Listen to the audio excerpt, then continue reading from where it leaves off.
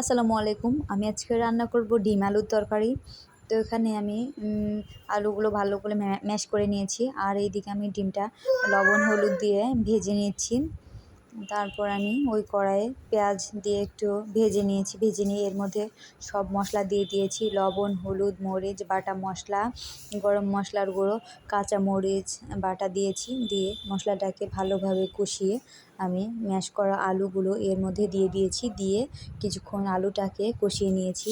তারপর এর মধ্যে পানি দিয়ে দিয়েছি। পানি দিয়ে একটা ঢাকনা দিয়ে ঢেকে বলক আসলে একটা চামচ দিয়ে নাড়াচাড়া করে এর মধ্যে ভেজে রাখা ডিমগুলো আমি দিয়ে দিয়েছি। দিয়ে আমি এটা খুব ভালোভাবে রান্না করে নেব। রান্না করে নিয়ে জিরার গুঁড়ো দিয়ে আমি এটা নামিয়ে নেব। তো আমার ডিমের তরকারি হয়ে গেছে। অন্যদিকে আমি করব করলা ভাজি। করলা ভাজি করার জন্য এখানে করলার আলুটা ভালো করে কেটে ধুয়ে নিয়েছি। এর মধ্যে পেঁয়াজ, লবণ, হলুদ, মরিচ, বাটা মশলা দিয়ে আমি এটা ভালো করে নাড়াচাড়া করে নিচ্ছি।